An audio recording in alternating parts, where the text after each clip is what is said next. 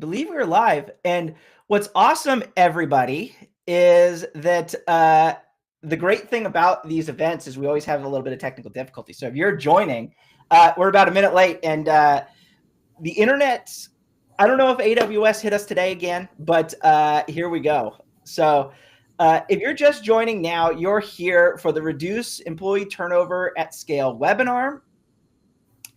And we're going to talk with Stacie Baird at Community Medical Services. So we're going to get started in just a second. So I may feel a little flustered at the second because we're slightly having some technical difficulties, but we're all good and we are here. And that is how you know that we are live today. And that's what I love, is doing these events and being live. But that's not going to take anything away from what we're going to talk about today. So, Stacie, we are going to jump right on in. And I want to let everybody know that we will send a recap. There's live Q&A. So put your questions in the chat and we will answer them at the end. And as we go along, engage in the chat. So like I mentioned, you're going to have to listen to me talk today, but we are here with Stacie Baird, Chief People Officer at Community Medical Services. And I am super excited about our conversation today because we're going to get to talk about things like how you recognize burnouts, what does good engagement data look like, and what drives employee turnover. And then we're going to wrap it all up with a live Q&A. Stacie, are you ready for an introduction here? Are we ready to go? Whoop, I can't hear you. Maybe unmute the other one.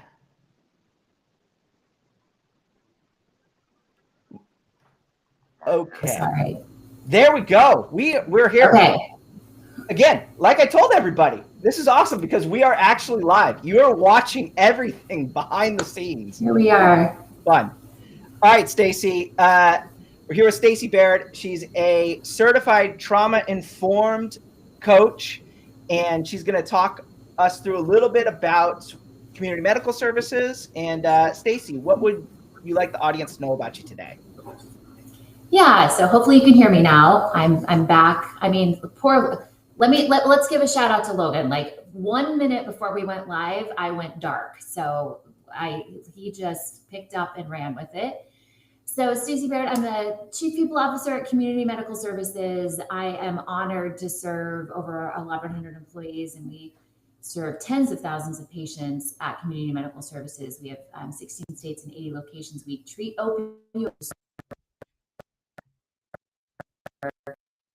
So why did I want to talk about this? We're in mental health and in substance use and opioid use. So our burnout rates for our employee population is some of the highest in any industry, in any sub-industry. So like Logan said, I went and got a coaching certificate through the Trauma Institute. When I started here, 50% of our employees are in recovery from OUD or SUD. And so I wanted to be prepared as a chief people officer to think about things like burnout, to be aware of what burnout looks like, to be able to coach teams and leaders and have those active conversations. So we really have, can you still hear me, Logan? Yeah, we're good. Let's keep rolling. Okay, I couldn't see you at all. So I'm like, I wanted to be very educated about what burnout looks like and how to address it. In addition, burnout leads to turnover. So that's one of the big things that we're talking about today. So my past and my history, guys, 30 years of being in HR, about 25 years of leading the practice with incredible teams in high growth companies.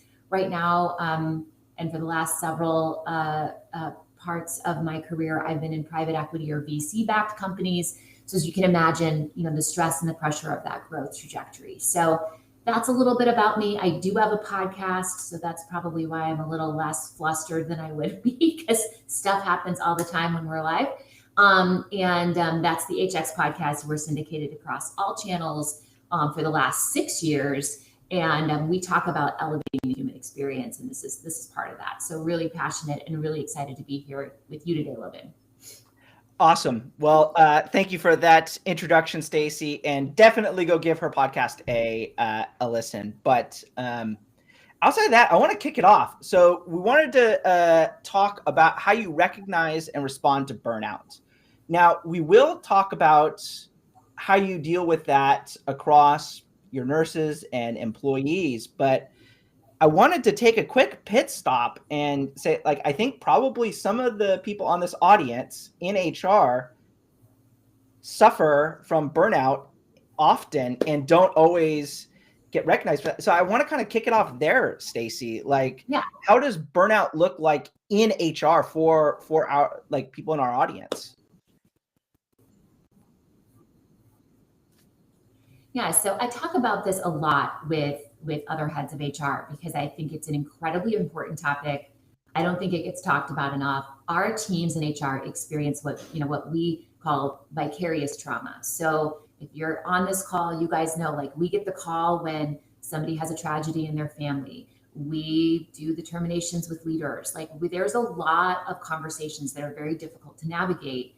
So something that I always try to reinforce is the best way for us to discern burnout in our own teams is having structured one-on-one conversations on a regular basis and knowing the signs and symptoms of burnout, because what occurs is people get lost in the shuffle when they start to burn out, because the symptoms really are being disengaged, having low energy, feeling ineffective, and feeling kind of like, what's the point of what I'm doing?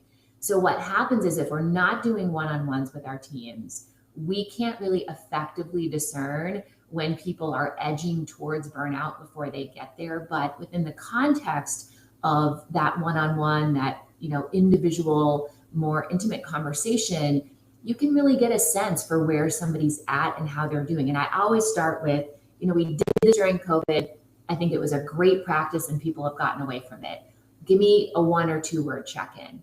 And what I've started to add is, don't give me a qualifier, not good, not bad, but actually have them tap into what are 2 words on how they're actually feeling. So if you're hearing from your team, or even in a team meeting and you do a 2-word check-in, tired, exhausted, overwhelmed, and people will say that sometimes. So that's the first thing. The second thing is looking at absenteeism, or people taking time off without a lot of notice. It happens from time to time, but if there's a pattern of behavior there, that's something that to be mindful of. Another thing, and we'll talk about data in a minute, and we look at this across our entire population, is just disengagement in things that used to really get people excited and engaged. So like, if you do a team meeting and people are just regularly not showing up to those team meetings, or not showing up with any energy, that can be something that can be very concerning as a leader that we can look out for. These things seem so obvious, but when we're also in stress, it becomes less obvious because it's harder to recognize other people in stress. So these are some of the things that we talk about. And one thing that comes up a lot that I'll call out is people that never take PTO. So it's really easy to celebrate people that work really hard. They're always on, right? They're always ready. And that takes its toll. So that's also something to watch out for. If you have people that are really bad actually at taking time away and disconnecting, that can start to be a symptom of burnout because they're kind of overextending themselves. So hopefully, Logan, that gives people a little bit of a construct of where to start thinking about and looking at turnover, at burnout before we get to the turnover part. Yeah, that is really good. I want to tap into something you had mentioned early on, and it was a new term for me when we started talking, but was you mentioned HR dealing with terminations, people coming to them, but the vicarious trauma piece. Like, maybe that's common for this audience, but it wasn't for me. So maybe, can you talk about that just a little bit? Sure. Yeah. And again, this is why I got certified by the Trauma Institute. And I'm actually working with them on a course for HR because I think this is such an important topic. And so again, in my career, I started 30 years ago. And for everybody on this call, like, I don't know how many of you have had this happen. I'm guessing many of you. It's like, go and sit with the leader and have a difficult conversation with this employee, or even terminate their employment. And then the expectation is you just dial into the next meeting like nothing happened, like you didn't just impact someone's life. And so we talk about big T trauma and little t trauma. Big T trauma tends to be things that shift the neurology in someone's brain to the point where they struggle to reactivate. So this could be, there have been times I'd say vicarious trauma, so not direct trauma, but it's really someone else sharing their story is what vicarious trauma is. So it's that trauma that we absorb through someone else's experience. So I talk about this a lot, we have patient stories every Friday. Sometimes we can ignite vicarious trauma because they are reliving how they struggled with addiction. And that can be traumatizing for people to just hear, even though they're not experiencing it. So Logan, that's the difference between, direct trauma experience and vicarious trauma. And I think we overlook vicarious trauma in HR, at least in a good portion of my career. And so now with my teams, I'm like, hey guys, if you're having hard conversations, schedule the 30 minutes after, block your calendar, go take a walk, self-regulate, call one of us to co-regulate all of the things that we really need to do, that we should be showing up for our people as good leaders. Yeah, that's really good. Like, so how do you, because you mentioned you're in PE backed and you've been in VC backed and high pressure environments. How do you create the space for this in high pressure environments? Well, sometimes you got to slow down to speed up, is what I always tell my team. So, we've got to recover to sprint. We've got to recover to finish the marathon. If you've ever trained for any athletic event, right, it's not like you keep going when you're feeling fatigued, because you can actually end up, and how many of us have done that? Like, we've kept going despite feeling exhausted, and we're down for much longer than if we just took a beat in the moment. So for, again, our teams, it's like the things we talked about this during COVID, and I'm sad at this point we've lost our way in what we learned from that experience, which is 25 and 45-minute meetings versus 30 minutes and 1 hour, setting schedules, giving people the permission to block time on their calendar. These things are still relevant, and I think more relevant, believe it or not, because now people are vacillating from in office to out of office. And so then you're like changing environments. Yesterday I was in the office. I was at a conference earlier this week. Now I'm at home. So you're in different places. So it's just developing the rhythm and a ritual that you can take with you wherever you are. What are the things that work for you to self-regulate? And again, we use the word self-care all the time, and self-care is part of it. But this is really about self-regulation and re-regulation in the moment. Even if you only have 5 minutes, what are the things that work for you? And a great thing about AI, y'all, you can put it in AI of your choice. What are the top 30 self-regulation techniques that I can try over the next 30 days? And it will give you a full menu of options that you can share with your team or use yourself. There are apps out there. The Calm app is one of the most popular. Like, there's lots of options now to really find what works for you in re-regulating your nervous system. So you can show up. You're responsible for the energy you bring every day in every meeting. And so to show up for that next meeting, for that next conversation. Otherwise, you're doing those people a disservice by not recharging.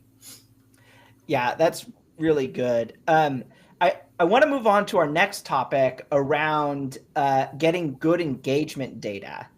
And one of the interesting things here, and I want to try to create a good segue here, is you actually use engagement surveys to keep a pulse on some of these burnout symptoms. Can you talk a little bit about how you think about structuring surveys that way, and then we'll tie that into how you get good data. Yeah, so we have, like we all do these big engagement surveys. It's an event, right?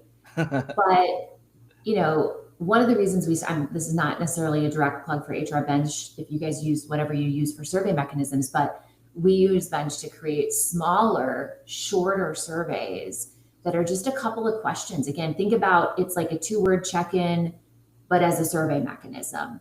And again, for some people, that is a more relevant way to share their experience. Like, how are you doing? How are you feeling? And what we do is we use the symptoms of burnout, and we ask them questions. When you woke up this morning, how did you feel? Like, if people are exhausted, right? And we're getting a large percentage of people in our population they're exhausted versus energized. Like, you can create polarity there and make people like pick a lane. Then you can really get a sense for what's going on in your population before, again, like the lagging data here is turnover. And that's what this, webinar, when we marketed the webinar, right, we talked about turnover, but that's lagging data. Like the laggingest of the lagging data is turnover. We want to start to get in front of people. The other thing we do is we do programs like wellness programs and appreciation programs. And so you can also look at engagement data and trends in how people are engaging in programs. So, and again, you can integrate that into your data set. So if you have an engagement platform and that engagement platform typically has this many engagements on a month, and you see a drastic decrease in how people are engaging in that platform, that again could be a symptom of a workforce that's starting to disengage. So those are leading indicators, again, versus waiting for the once a year big survey, or, you're waiting for, turnover data to trickle in. Let's get more proactive and human centric about how we think about engagement. Yeah, that's it's a good tip. And I love that you using the smaller, more bite-sized surveys to grab a pulse there.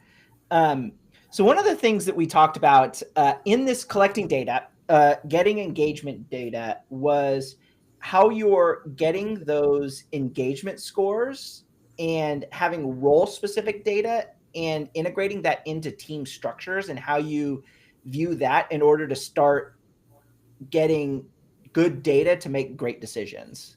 Yes. So, the most obvious example, we have 5 key roles in every clinic. Okay. So we do want to look at those individual role experiences, because again, I'll give you an example. The regulations were changed around dosing through the federal at the federal level earlier this year. And it changed the nurse role in our clinic, meaning like they were having to do things differently than they were before. So in that example, like being able to pull out in that engagement, in the pulse engagement data or the larger engagement data, that specific role, and track and understand what engagement looks like over time as we make business changes. And again, I know in Bench we can record when things are happening in the business, so we can correlate data to those big, massive shifts and changes. And it allows us to look at role-based turnover and understand what a business change, like how we're doing dosing, or right now we're rolling out an EMR. I mean, that's a massive wholesale change to the business, right? We can start to look at how is that impacting different roles, sites, regions. You can slice it by leader. So again, like, are certain leaders doing a better job at communicating change management, and other pockets or other regions, we're watching that engagement data trend down. So those are the things for me, Logan, like slicing that data becomes really critical, because the aggregate data is important, but it's not the only data that we look at to make business decisions and changes. Yeah. And I like the call out of tagging your data to events to see, does something affect or impact, data down the line. And we'll get into that quite a bit with the turnover, because that's the lagging indicator, and that's probably where you end up seeing a whole bunch of that stuff. But one of the things that I think you're on the forefront of this is the good job score. And maybe this is going to sound like a little bit of a random question for everybody on here, but like, what is the good job score and how are you all using it at CMS? Yeah, so the good job score is something that Future of Work, which is one of our, they're an impact hedge fund. They're one of our investors brought forth. We're a B Corp. And so that, if you don't know what a B Corp means, like we really look for a balanced scorecard on how we're giving to our employees, to our clients, and our shareholders, right? It is a very balanced approach. And part of that conversation is how are employees not just engaged, but what is their feedback around that balanced scorecard? Are they feeling like there's a balance between how we're showing up for our patients and how we're showing up for employees? So it's a mechanism we use once a year. We send it out. We're actually right now, as we speak, in real time. It runs through Halloween for us. We're doing a trick or treat theme this year. And so we're asking people to give feedback. One of our values also is your voice matters. So we set this up really aligned to our value system, that we want to hear your voice. We want you to be honest about where your pain points are. And there's multiple pillars in the good job score. One of the pillars is mission, vision, values. Are we living our mission, vision, values? What about leadership? So like it's leadership communication. How is leadership showing up for you? So, and then there's, the big question everybody always has is like, there's questions about compensation and benefits packages. So like, how does it feel? What's the value proposition to being at CMS? So, like many of these engagement surveys, they have the various pillars, but those pillars really align to our value system, who we are and who we are as a B Corp, and how we want to show up for our employees. And then we take that and distill that into an action plan. So I always, I heard this a long time ago. This is not something I made up, but I'm sure you've all heard this. Don't ask if you're not going to answer. So don't ask the question. Don't do a survey if you're planning on doing nothing with the data, but report the data.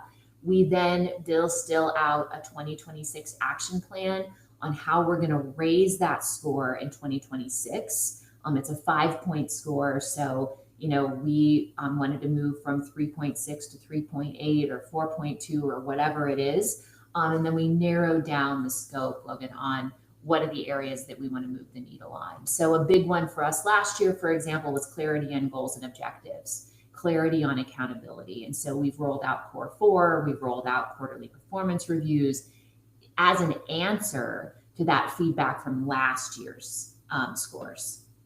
Yeah, it's a really good point. Don't ask the question if you don't plan on, doing anything about it. I don't know if that's exactly what you said, but that's how I'm. Don't ask if you're not going to answer. That's what I always think. Yeah. About.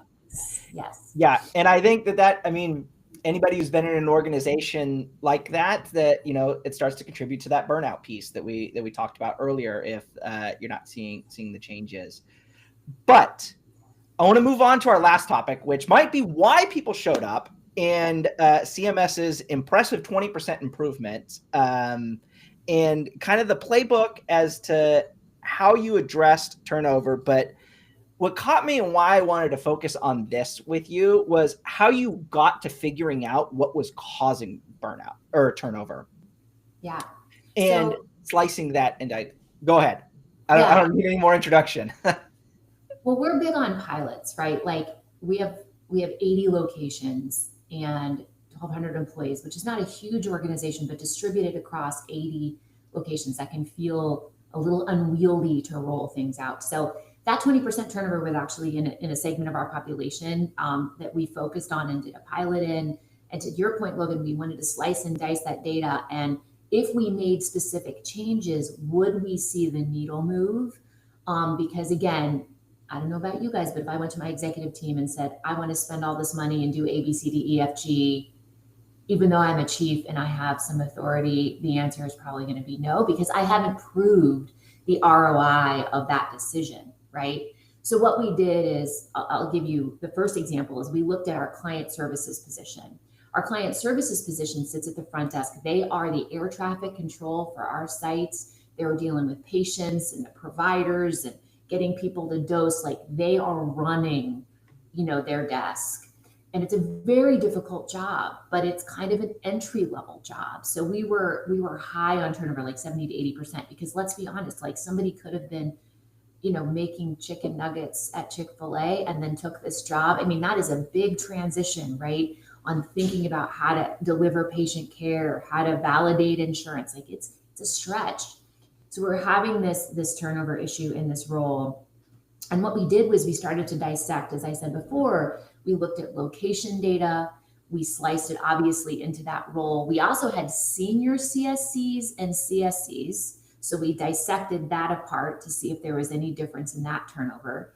The other thing we did is we looked at tenure, right? So when are we losing employees? So, you guys know, I'm sure this is not rocket science, but like, if it's early on, it may be a selection issue or an onboarding or an early training issue.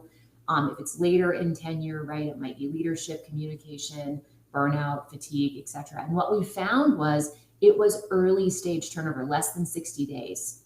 And this has been something that's been a challenge for us as a business, because we are moving so fast and we're so agile. We've not gotten as good as we should be at a couple of things. One, moving to proactive recruitment strategies that fill the pipeline with more people that understand our value proposition. Let me say that again. So, what is our value proposition for this role? What is the meaning of this role in our clinic? What does it actually look like? What's the realistic job preview? What is somebody going to be doing in that seat? So are we doing a good job there?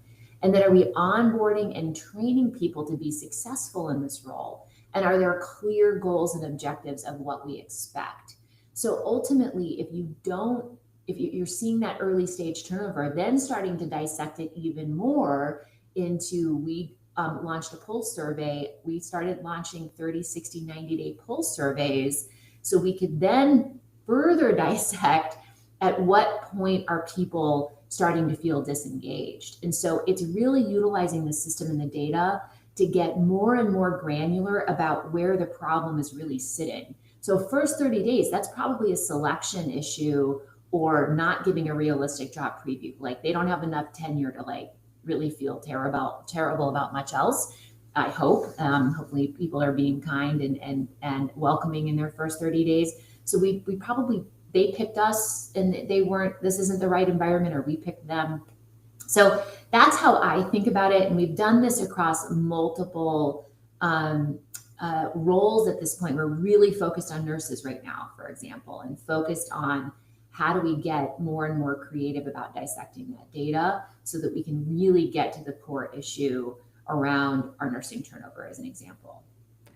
That's a really great example of really digging in. Did you use HR Bench at all during this process? That's all we use, Logan. And again, not a commercial. It's all you use. Okay. It's all we use.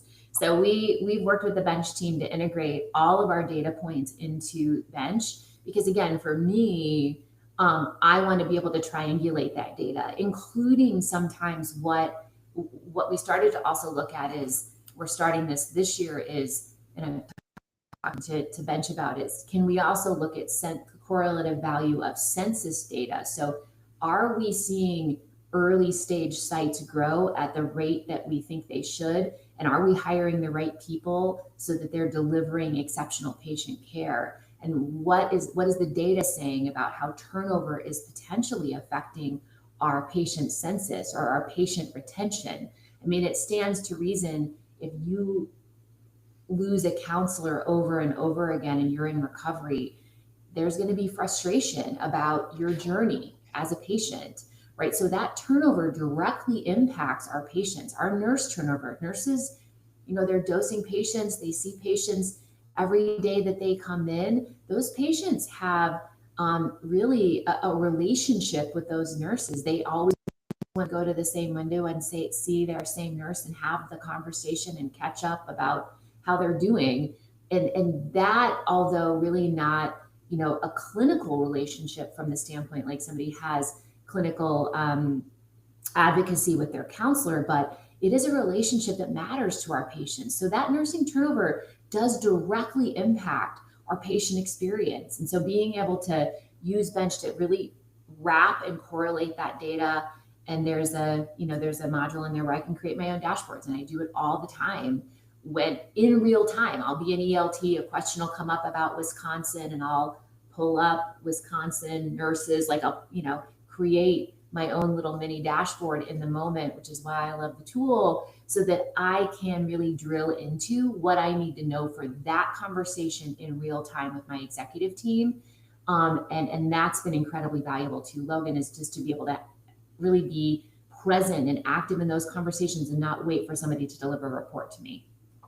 Yeah, that's I love the example of being in meeting and pulling up data, because I can only imagine in a high pressure environment, you want answers now, you don't anticipate every question because you don't have a crystal ball. Although I think we all wish we did. I do. I have one on my desk. Oh, you do? Oh, okay. It doesn't work, Stacie. It doesn't work, but it's there. That's the joke in HR, right? Like, somebody bought me that because people believe we have the crystal ball, y'all. And I do. So technically have one.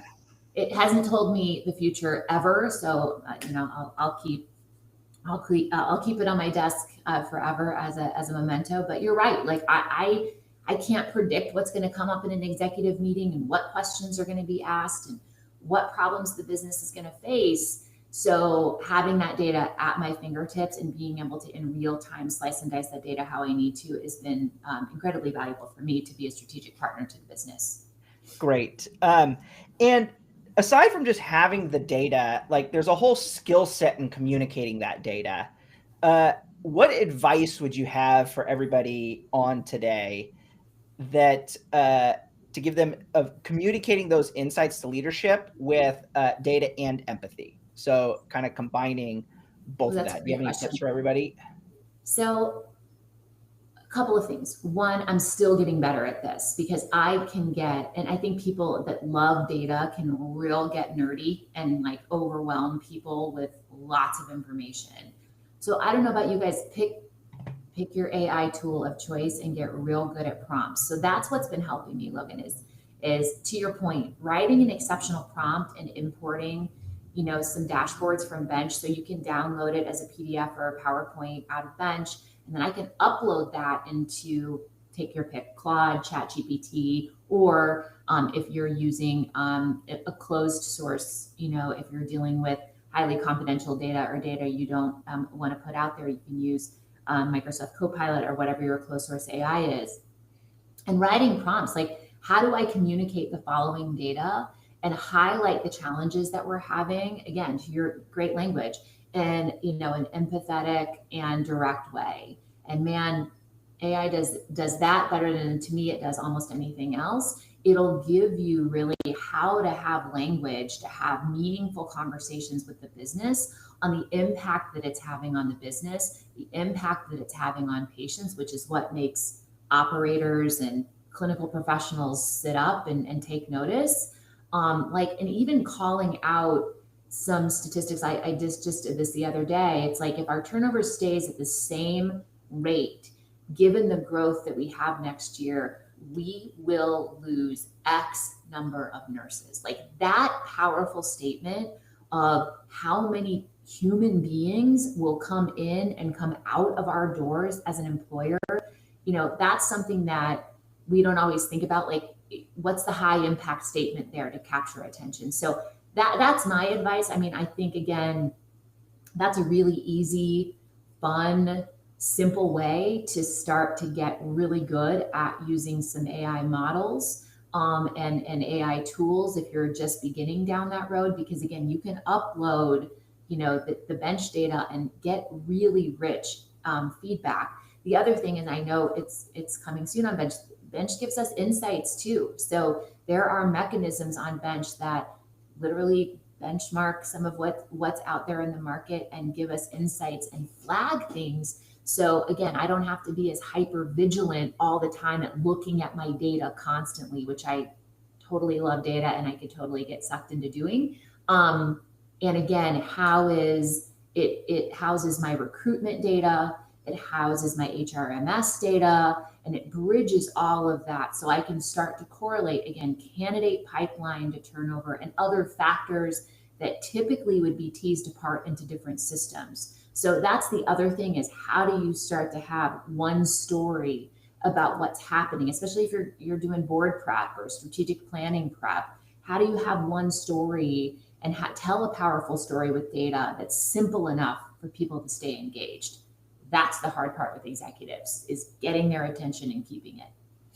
Yeah, that's a lot of great nuggets in there. We're recording this October 23rd. Everybody who hears live obviously knows this, but we are recording, we'll distribute later. And I was just on a meeting with our product team, and the anomalies portion of insights is coming rapidly down the pipeline. And we do have predictive insights. So you do have predicting 3 to 6 months. Anyways, a little bit of a plug there for everybody. But at any rate, I did want to close it out because we are now, normally we do these like 30 minutes and we just keep going because there's so much great stuff here. So I want to close it out with a couple of key takeaways, and then we'll open it up to some questions.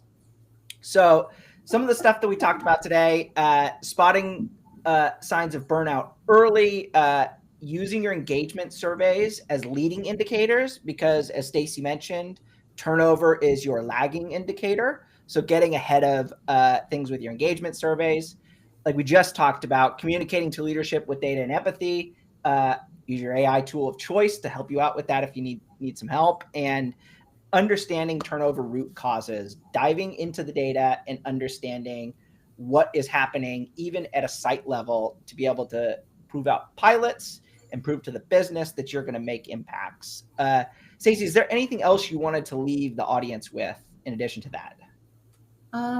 No, the only thing I'll call out is that early stages of burnout, just be aware of it for yourself as well. If you're leading an HR function, it's inside out, it starts with you, you can't pour from an empty cup, pick your euphemism. But that's something that I'm passionate about, that people that are leading these teams are taking care of themselves as well. And thank you for adding that and giving everybody that permission. Not that anybody needs permission, but all right. So a few questions. We did have some questions come in through the chat, so I'm gonna go ahead and roll with one. So do you have any tips for increasing participation rates in your engagement surveys? Great question. It's a marketing job, right? And so again, really marketing, choosing your time wisely. We really choose when we do these, when there are not a lot of other initiatives, like don't do it during open enrollment, for example. And that's, when there's less distraction, talk about it early and often. We talk about this all the time. I think there's also, as you go, if people see that you integrate the feedback, they will be more vocal and more engaged when the surveys come out. So if you're just doing a survey and again, you're not answering back or reporting out or talking about the planning that's happening, then people won't use their voice because they don't think it matters. So, yes, there's lots of trite things you can do with giveaways and raffles and all that good stuff, but we actually have incredibly solid engagement, and it's grown year over year. And I have to believe the data is telling us that's because we take action on what we hear. So I think that's the biggest takeaway, is do you take action? Do you communicate the action you take? And do you prioritize how you're communicating that after the fact? Yeah, that's a really good point, is just the taking action. I think that is a big driver of engagement. I know from myself, having taken them, when I see that stuff, when I see things happen, then I'm more likely to take them. You talked a bit about the communicating generally, but one of the things that came in was, how did you share your findings with people leaders throughout the company?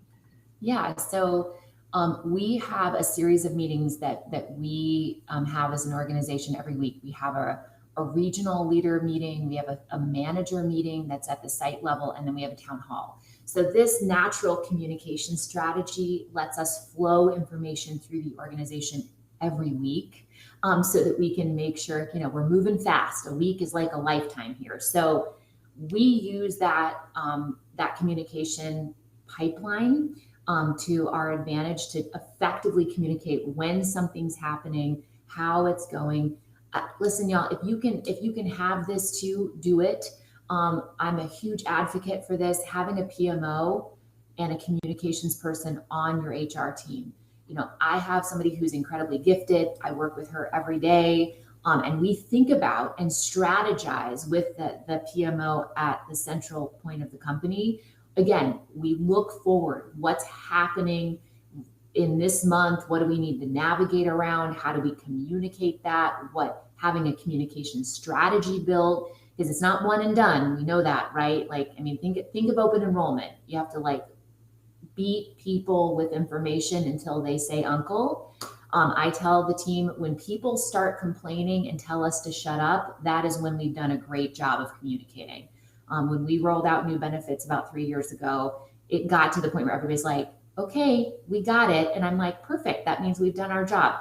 So I think it is over communicating, and that gets said all the time. But what I mean by that is different vehicles, different channels, different mechanisms, different messages. So really being creative about how you're communicating and how you're building alignment inside of your organization through your leadership team by also co-creating those messages. What is going to resonate with their teams? They know their teams better than anyone else. And so when we go to do that, that's the other thing we do, Logan, is we socialize this with leadership so that we can co-create messaging and timing and rollout of anything we're doing, including the surveys. Yeah, that's like everything throughout this, Stacie. That is another great piece of advice for everybody on the call today. We have a few more questions, but I want to be respectful of time. If you put your question in the chat, we will answer it later and email them out. But I'll do one final question, and it's have you started to use any of the predictive analytics yet? Yes. So it's pretty early, right? But again, we're piloting and testing that. So again, not that I don't trust benches data and predictive, but to get buy-in, let's talk about buy-in from leadership. And by the way, all of my chiefs and all of my next line leaders have access to bench themselves, and we build their dashboards so that they have direct access, which I think is really an autonomous way to think about data. They can access this when they want. So we do use those, started to plug into those predictive. And I'm excited to get, more traction there and more, but, we wanted to build some trust in the organization that we can leverage those, and they can go in and look at those and start to think about their own business and their own business drivers in that way. So still early stage, full disclosure, but we are starting to look at what is being recommended there on the predictive side. Yeah, the really good call out is the buy-in there, because for anybody to believe anything, especially when it comes to data, because you can, make it say what you want, is to get the buy-in so that you're all in agreement, and then you can move forward with strategic decisions. I really like that call out there. So, Stacie, I want to thank you for taking the time to sit down with us today and chat through everything that we've talked about. We did go over a little bit, but I think that's okay, because sometimes these conversations are good. Just to leave everybody with, if you want to check out HR Bench with anything that Stacie mentioned today, feel free to go to hrbench.com/demo, and our team will help you out with getting everything that you need to get your data up and running and in front of your executive team. And with that, Stacie, is there anything else that you would like to leave the audience with today? This is going to sound, I was not paid to be here, so I'm just going to, this is unpaid, unsolicited. Of my vendors, y'all, Bench is the top of my list. They are incredible partners. They have partnered with us every step of the way. We did an HRIS transition. They had, so I was able to hold on to my trailing data from my prior system and integrate that with new data from the new system completely seamlessly. And our team had to do zero lift there. So I cannot say enough good things about Bench. I talk about it all the time. I sound like, and again, they do not pay me to say any of this. This is not an endorsement due to Bench giving me any reason to say any of this, but I just know how hard it is in HR to get great data and tell a story with data. And this has been a game changer for us, moving off of UKG, moving on to a new platform with Paylocity, and having that continuation of that data has been such a gift, as well as maintaining our recruitment data in that same system. So thank you, Logan and team, for always sticking by our side and working with us on how to solve problems. Well, thank you for that, Stacie. That is much appreciated. And I just want to say thank you for joining us today, Stacie. Really big thank you. Thank you to the audience for taking the time to listen and think about burnout in your organization and everything else. It means a lot for your employee population, that's for sure. With that, I want to say enjoy the rest of your day. Thanks, everybody.